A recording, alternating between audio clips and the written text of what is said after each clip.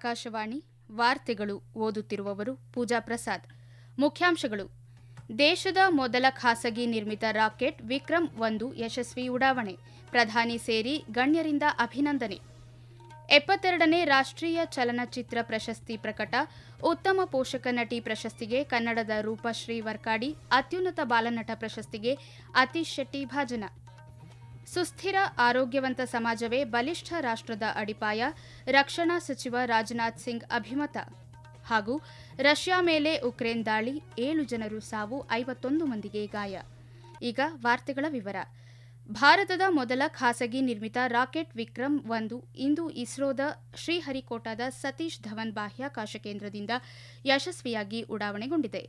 ಹೈದರಾಬಾದ್ ಮೂಲದ ಸ್ಕೈರೂಟ್ ಏರೋಸ್ಪೇಸ್ ಸಂಸ್ಥೆ ಹಮ್ಮಿಕೊಂಡಿದ್ದ ಈ ಐತಿಹಾಸಿಕ ಪರೀಕ್ಷಾರ್ಥ ಉಡಾವಣೆಗೆ ಮಿಷನ್ ಆಗಮನ್ ಎಂದು ಹೆಸರಿಸಲಾಗಿತ್ತು.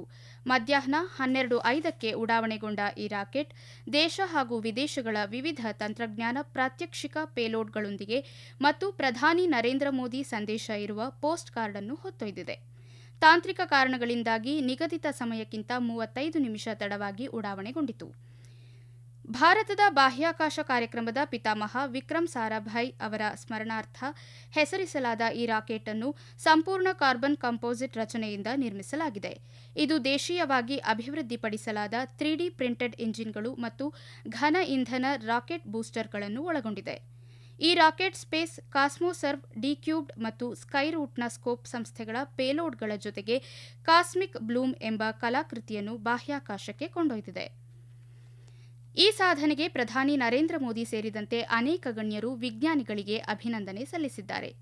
ವಿಕ್ರಮ್-1ರ ಯಶಸ್ವಿ ಉಡಾವಣೆಗೆ ಕೇಂದ್ರ ವಿಜ್ಞಾನ ಮತ್ತು ತಂತ್ರಜ್ಞಾನ ಸಚಿವ ಡಾ ಜಿತೇಂದ್ರ ಸಿಂಗ್ ಅವರು ಸ್ಕೈರೂಟ್ ಏರೋಸ್ಪೇಸ್ ಸಂಸ್ಥೆಯನ್ನು ಅಭಿನಂದಿಸಿದ್ದಾರೆ. ದೇಶದಲ್ಲಿ ವಿಸ್ತರಿಸುತ್ತಿರುವ ಖಾಸಗಿ ಬಾಹ್ಯಾಕಾಶ ವಲಯಕ್ಕೆ ಈ ಮಿಷನ್ ಒಂದು ಪ್ರಮುಖ ಮೈಲಿಗಲ್ಲು ಎಂದು ಅವರು ಹೇಳಿದ್ದಾರೆ. 72ನೇ ರಾಷ್ಟ್ರೀಯ ಚಲನಚಿತ್ರ ಪ್ರಶಸ್ತಿಗಳನ್ನು ಇಂದು ಪ್ರಕಟಿಸಲಾಗಿದೆ. ಅತ್ಯುತ್ತಮ ಚಲನಚಿತ್ರ ವಿಮರ್ಶಕ ಪ್ರಶಸ್ತಿಗೆ ಸಂಜೀವ್ ಶ್ರೀವಾಸ್ತವ ಭಾಜನರಾಗಿದ್ದಾರೆ. ಕೆ. ಪ್ರದೀಪ್ ಕುಮಾರ್ ಶೆಟ್ಟಿ ಅವರ ನಾನಿರುವುದು ನಿಮಗಾಗಿ, ನಾಡಿರುವುದೇ ನನಗಾಗಿ ಕನ್ನಡ ಸಿನಿಮಾದ ತತ್ವ ಮತ್ತು ರಾಜಕೀಯ ಎಂಬ ಕೃತಿಗೆ ಸಿನಿಮಾ ಕುರಿತ ಅತ್ಯುತ್ತಮ ಬರಹ ಪ್ರಶಸ್ತಿ ಸಂದಿದೆ. ಕನ್ನಡದ ಮಿಥ್ಯ ಚಿತ್ರಕ್ಕಾಗಿ ಉತ್ತಮ ಪೋಷಕ ನಟಿ ಪ್ರಶಸ್ತಿಗೆ ರೂಪಶ್ರೀ ವರ್ಕಾಡಿ ಹಾಗೂ ಅತ್ಯುನ್ನತ ಬಾಲನಟ ಪ್ರಶಸ್ತಿಗೆ ಅತೀಶ್ ಶೆಟ್ಟಿ ಭಾಜನರಾಗಿದ್ದಾರೆ. ಶಿವಧ್ವಜ ಶೆಟ್ಟಿ ನಿರ್ದೇಶನದ ಇಂಬು ಚಿತ್ರ ಉತ್ತಮ ತುಳು ಪ್ರಶಸ್ತಿ ಪಡೆದಿದೆ. ನಾನ್ ಫೀಚರ್ ಫಿಲ್ಮ್ ವಿಭಾಗದಲ್ಲಿ ಶಿವಪಾಲ್ ಸಿಂಗ್ ಕಾಂಗ್ ಅವರು ಪರಾಟ್ 41 ಡಿಗ್ರಿ ಚಯ ಮಗವರ್ಗಾಗಿ ಅತ್ಯುತ್ತಮ ಸಂಗೀತ ನಿರ್ದೇಶನ ಪ್ರಶಸ್ತಿ ಪಡೆದಿದ್ದಾರೆ. ಸ್ಟ್ಯಾಚ್ಯೂ ಆಫ್ ಯೂನಿಟಿ ಏಕತಾ ಕಾ ಪ್ರತೀಕ್ಗಾಗಿ ಆನಂದ್ ಎಲ್ ರೈ ಅವರು ಅತ್ಯುತ್ತಮ ನಿರ್ದೇಶನ ಪ್ರಶಸ್ತಿಗೆ ಭಾಜನರಾಗಿದ್ದಾರೆ. ಅತ್ಯುತ್ತಮ ಕಿರುಚಿತ್ರ ವಿಭಾಗದಲ್ಲಿ ಮರಾಠಿಯ ಹಮಾಸಾಫರ್ ಹಾಗೂ ಅತ್ಯುತ್ತಮ ನಾನ್ ಫೀಚರ್ ಚಿತ್ರ ವಿಭಾಗದಲ್ಲಿ ಸುಮೀರಾ ರಾಯ್ ನಿರ್ದೇಶನದ ಭಂಗಾ ಚಿತ್ರ ಪ್ರಶಸ್ತಿಗೆ ಆಯ್ಕೆಯಾಗಿದೆ. ರಾಷ್ಟ್ರಪತಿ ದ್ರೌಪದಿ ಮುರ್ಮು ನಾಳೆಯಿಂದ 25ರವರೆಗೆ ಮೊಲ್ಡೋವಾ, ಉತ್ತರ ಮ್ಯಾಸಿಡೋನಿಯಾ ಮತ್ತು ರೊಮೇನಿಯಾಗೆ ಅಧಿಕೃತ ಭೇಟಿ ನೀಡಲಿದ್ದಾರೆ. ಮೊಲ್ಡೋವಾ ಗಣರಾಜ್ಯ, ಉತ್ತರ ಮ್ಯಾಸಿಡೋನಿಯಾ ಗಣರಾಜ್ಯ ಮತ್ತು ರೊಮೇನಿಯಾದ ಅಧ್ಯಕ್ಷರ ಆಹ್ವಾನದ ಮೇರೆಗೆ ರಾಷ್ಟ್ರಪತಿ ದ್ರೌಪದಿ ಮುರ್ಮು ಈ ಭೇಟಿ ಕೈಗೊಂಡಿದ್ದಾರೆ.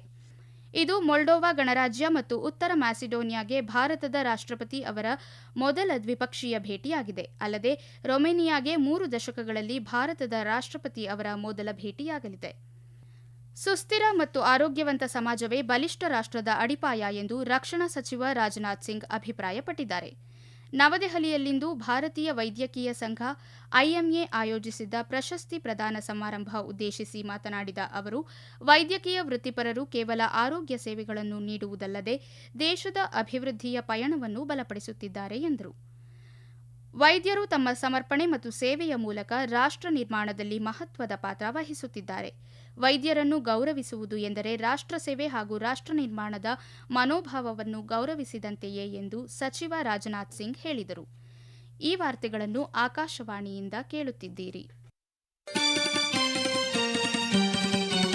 ನಮ್ಮ ಎಲ್ಲಾ ರಾಷ್ಟ್ರೀಯ ವಾರ್ತೆಗಳು ಹಾಗೂ ಪ್ರದೇಶ ಸಮಾಚಾರ ಈಗ ಆಕಾಶವಾಣಿ ನ್ಯೂಸ್ ಕನ್ನಡ ಯೂಟ್ಯೂಬ್ ಚಾನೆಲ್ನಲ್ಲಿ ಲಭ್ಯ. ನಮ್ಮ ಎಕ್ಸ್ ಖಾತೆ ಮತ್ತು ಇನ್ಸ್ಟಾಗ್ರಾಂ ಖಾತೆ ಆಕಾಶವಾಣಿ ನ್ಯೂಸ್ ಕನ್ನಡ. ಹೆಚ್ಚಿನ ಮಾಹಿತಿಗಾಗಿ ನಮ್ಮ ಫೇಸ್ಬುಕ್ ಖಾತೆ AIR ಕನ್ನಡ ನ್ಯೂಸ್ ಅನುಸರಿಸಿ. ಮಾಹಿತಿಯ ಹೂರಣ ವಾರದ ಕಾರ್ಯಕ್ರಮ ಪ್ರಚಲಿತ ವಿದ್ಯಮಾನ ಪ್ರತಿ ಬುಧವಾರ 9:15ಕ್ಕೆ.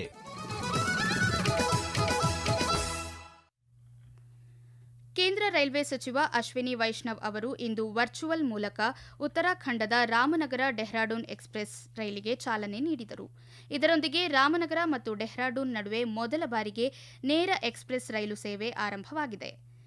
ಈ ಹೊಸ ರೈಲು ಸೇವೆಯು ಈ ಭಾಗದ ಜನರ ಬಹುಕಾಲದ ಬೇಡಿಕೆಯನ್ನು ಈಡೇರಿಸಿದ್ದು, ಉತ್ತರಾಖಂಡದ ಕುಮೋವೋನ್ ಮತ್ತು ಗಢ್ವಾಲ್ ಪ್ರದೇಶಗಳ ನಡುವಿನ ರೈಲು ಸಂಪರ್ಕವನ್ನು ಮತ್ತಷ್ಟು ಬಲಪಡಿಸಲಿದೆ. ಈ ಸಂದರ್ಭದಲ್ಲಿ ಮಾತನಾಡಿದ ಸಚಿವ ಅಶ್ವಿನಿ ವೈಷ್ಣವ್, ರಾಮನಗರ ಡೆಹ್ರಾಡೂನ್ ಎಕ್ಸ್ಪ್ರೆಸ್ ರೈಲು ರಾಜ್ಯದ ಜನರಿಗೆ ವೇಗವಾದ, ಸುಲಭ ಹಾಗೂ ವಿಶ್ವಾಸಾರ್ಹ ರೈಲು ಸಂಪರ್ಕ ಒದಗಿಸಲಿದೆ. ಎರಡೂ ನಗರಗಳ ನಡುವೆ ಸಂಚರಿಸುವ ಮೊದಲ ನೇರ ಎಕ್ಸ್ಪ್ರೆಸ್ ರೈಲು ಇದಾಗಿದೆ ಎಂದು ಹೇಳಿದರು. ಪಶ್ಚಿಮ ಬಂಗಾಳದಲ್ಲಿ ಕೇಂದ್ರ ಗೃಹ ಸಚಿವ ಅಮಿತ್ ಶಾ ಅವರು ಇಂದು ಸಿಲಿಗುರಿಯ ಜುಮಾಗಚ್ನಲ್ಲಿರುವ ಗಡಿ ಭದ್ರತಾ ಪಡೆ ಬಿಎಸ್ಎಫ್ ಶಿಬಿರಕ್ಕೆ ಭೇಟಿ ನೀಡಿ ಯೋಧರೊಂದಿಗೆ ಸಂವಾದ ನಡೆಸಿದರು.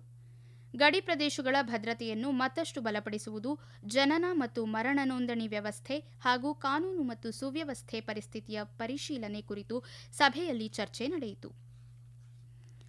ಪಿಂಚಣಿದಾರರ ಕುಂದುಕೊರತೆಗಳ ನಿವಾರಣೆ ಎಂದರೆ ಕೇವಲ ದೂರುಗಳನ್ನು ವಿಲೇವಾರಿ ಮಾಡುವುದಷ್ಟೇ ಅಲ್ಲ, ಅವರ ಸಮಸ್ಯೆಗಳು ಮತ್ತು ನಿರೀಕ್ಷೆಗಳಿಗೆ ಸಮರ್ಪಕ ಪರಿಹಾರ ಕಲ್ಪಿಸುವತ್ತ ಗಮನ ಹರಿಸಬೇಕು ಎಂದು ಕೇಂದ್ರ ಸಿಬ್ಬಂದಿ, ಸಾರ್ವಜನಿಕ ಕುಂದುಕೊರತೆಗಳು ಮತ್ತು ಪಿಂಚಣಿ ಖಾತೆ ರಾಜ್ಯ ಸಚಿವ ಡಾ ಜಿತೇಂದ್ರ ಸಿಂಗ್ ಹೇಳಿದ್ದಾರೆ. ನವದೆಹಲಿಯಲ್ಲಿಂದು ನಡೆದ 2ನೇ ರಾಷ್ಟ್ರೀಯ ಪಿಂಚಣಿ ವ್ಯಾಜ್ಯಗಳ ಕಾರ್ಯಾಗಾರವನ್ನುದ್ದೇಶಿಸಿ ಮಾತನಾಡಿದ ಅವರು, ಪಿಂಚಣಿಗೆ ಸಂಬಂಧಿಸಿದ ವಿವಾದಗಳನ್ನು ಆಡಳಿತಾತ್ಮಕ ಮಟ್ಟದಲ್ಲಿಯೇ ಇತ್ಯರ್ಥಪಡಿಸಬೇಕು. ಪಿಂಚಣಿದಾರರು ನ್ಯಾಯಾಲಯದ ಮೊರೆ ಹೋಗುವ ಪರಿಸ್ಥಿತಿ ನಿರ್ಮಾಣವಾಗಬಾರದು ಎಂದರು. ಪಿಂಚಣಿ ಮತ್ತು ಪಿಂಚಣಿದಾರರ ಕಲ್ಯಾಣ ಇಲಾಖೆಯು ನಾಗರಿಕ ಕೇಂದ್ರಿತ ಹಲವು ಸುಧಾರಣೆಗಳನ್ನು ಜಾರಿಗೆ ತಂದಿದ್ದು, ಪಾರದರ್ಶಕತೆ ಮತ್ತು ಕಾರ್ಯಕ್ಷಮತೆಯನ್ನು ಹೆಚ್ಚಿಸುವ ಉದ್ದೇಶದಿಂದ ಪಿಂಚಣಿ ಸೇವೆಗಳನ್ನು ಆನ್ಲೈನ್ ವ್ಯವಸ್ಥೆಯ ಮೂಲಕ ಡಿಜಿಟಲೀಕರಣಗೊಳಿಸಲಾಗಿದೆ ಎಂದು ಅವರು ತಿಳಿಸಿದರು. ಈ ಸಂದರ್ಭದಲ್ಲಿ ಮಾತನಾಡಿದ ಅಟಾರ್ನಿ ಜನರಲ್ ಆರ್ ವೆಂಕಟರಮಣಿ, ಪಿಂಚಣಿ ವ್ಯಾಜ್ಯಗಳ ಶೂನ್ಯೀಕರಣ ಗುರಿ ಸಾಧಿಸಲು ಎಲ್ಲ ಸಂಬಂಧಿತ ಸಂಸ್ಥೆಗಳು ಸಮನ್ವಯದಿಂದ ಕಾರ್ಯನಿರ್ವಹಿಸುವ ಅಗತ್ಯವಿದೆ ಎಂದು ತಿಳಿಸಿದರು. ಗುಜರಾತ್ನ ಅಹಮದಾಬಾದ್ನ ರಾಮೋಲ್ ಗತ್ರಾಡ್ ರಸ್ತೆಯಲ್ಲಿರುವ ಪಟಾಕಿ ತಯಾರಿಕೆ ಮತ್ತು ಸಂಸ್ಕರಣಾ ಘಟಕದಲ್ಲಿ ಇಂದು ಸಂಭವಿಸಿದ ಅಗ್ನಿ ಅವಘಡದಲ್ಲಿ 8 ಜನರು ಸಾವನ್ನಪ್ಪಿದ್ದು 10 ಜನರು ಗಾಯಗೊಂಡಿದ್ದಾರೆ. ಕ್ಷಿಪ್ರ ಕಾರ್ಯಪಡೆ ಸಿಬ್ಬಂದಿ ತಕ್ಷಣ ಸ್ಥಳಕ್ಕೆ ಧಾವಿಸಿ ಗಾಯಗೊಂಡ ಕಾರ್ಮಿಕರನ್ನು ರಕ್ಷಿಸಿದರು. ಗಾಯಾಳುಗಳನ್ನು ಚಿಕಿತ್ಸೆಗಾಗಿ ಹತ್ತಿರದ ಆಸ್ಪತ್ರೆಗಳಿಗೆ ದಾಖಲಿಸಲಾಗಿದೆ. ಅಗ್ನಿಶಾಮಕ ವಾಹನಗಳು ಸ್ಥಳಕ್ಕೆ ಧಾವಿಸಿ ಬೆಂಕಿಯನ್ನು ನಂದಿಸಿವೆ. ರಷ್ಯಾ ಮೇಲೆ ಉಕ್ರೇನ್ ನಡೆಸಿದ ಡ್ರೋನ್ ದಾಳಿಯಲ್ಲಿ 7 ಜನರು ಸಾವನ್ನಪ್ಪಿದ್ದು 51 ಮಂದಿ ಗಾಯಗೊಂಡಿದ್ದಾರೆ. ಉಕ್ರೇನ್ ಡ್ರೋನ್ ದಾಳಿಯಿಂದಾಗಿ ರಷ್ಯಾದ ಪ್ರಮುಖ ಆನ್ಲೈನ್ ಚಿಲ್ಲರೆ ಮಾರುಕಟ್ಟೆಯ 2 ವಿಶಾಲವಾದ ಗೋದಾಮುಗಳಿಗೆ ಹಾನಿಯಾಗಿವೆ. ಟಾಂಬೋವ್ ಪ್ರದೇಶದ ಕೊಟೋವ್ಸ್ಕ್ ಪಟ್ಟಣದಲ್ಲಿ ಮತ್ತು ಮಾಸ್ಕೋ ಬಳಿಯ ಎಲೆಕ್ಟ್ರೋಸ್ಟ್ರೋಲ್ ದಾಳಿಗಳು ನಡೆದಿವೆ ಎಂದು ರಷ್ಯಾದ ಅಧಿಕಾರಿಗಳು ಮಾಹಿತಿ ನೀಡಿದ್ದಾರೆ. ಡ್ರೋನ್ ಉತ್ಪಾದನೆಗೆ ಸೇರಿದ 2 ಮಹತ್ವದ ಲಾಜಿಸ್ಟಿಕ್ ಸೌಲಭ್ಯಗಳನ್ನು ಗುರಿಯಾಗಿಸಿಕೊಂಡು ಇಂದಿನ ದಾಳಿಗಳು ನಡೆದಿವೆ. ತೈಲ ಸೌಲಭ್ಯವನ್ನೂ ಸಹ ಹೊಡೆದುರುಳಿಸಲಾಗಿದೆ ಎಂದು ಉಕ್ರೇನ್ ಅಧ್ಯಕ್ಷ ವೊಲೊಡಿಮಿರ್ ಝೆಲೆನ್ಸ್ಕಿ ತಿಳಿಸಿದ್ದಾರೆ. ಫಿಫಾ ವಿಶ್ವಕಪ್ ಫುಟ್ಬಾಲ್ ಪಂದ್ಯಾವಳಿಯ ಅಂತಿಮ ಘಟ್ಟ ಸಮೀಪಿಸುತ್ತಿದ್ದು, ಇಂದು ಮಿಯಾಮಿ ಕ್ರೀಡಾಂಗಣದಲ್ಲಿ 3ನೇ ಸ್ಥಾನಕ್ಕಾಗಿ ನಡೆಯಲಿರುವ ಪ್ಲೇ ಆಫ್ ಪಂದ್ಯದಲ್ಲಿ ಫ್ರಾನ್ಸ್ ಮತ್ತು ಇಂಗ್ಲೆಂಡ್ ತಂಡಗಳು ಮುಖಾಮುಖಿಯಾಗಲಿವೆ. ಪಂದ್ಯ ಭಾರತೀಯ ಕಾಲಮಾನ ಇಂದು ಮಧ್ಯರಾತ್ರಿ 2:30ಕ್ಕೆ ಆರಂಭವಾಗಲಿದೆ. ಪಂದ್ಯಾವಳಿಯ ಫೈನಲ್ ಪಂದ್ಯ ನಾಳೆ ನ್ಯೂಯಾರ್ಕ್ನ ನ್ಯೂಜೆರ್ಸಿ ಕ್ರೀಡಾಂಗಣದಲ್ಲಿ ನಡೆಯಲಿದ್ದು, ಅರ್ಜೆಂಟೀನಾ ಮತ್ತು ಸ್ಪೇನ್ ತಂಡಗಳು ಟ್ರೋಫಿಗಾಗಿ ಸೆಣಸಾಟ ನಡೆಸಲಿವೆ. ಪಂದ್ಯ ಭಾರತೀಯ ಕಾಲಮಾನ ನಾಳೆ ಮಧ್ಯರಾತ್ರಿ 12:30ಕ್ಕೆ ಆರಂಭವಾಗಲಿದೆ. ಕೊನೆಯಲ್ಲಿ ಮತ್ತೊಮ್ಮೆ ಮುಖ್ಯಾಂಶಗಳು.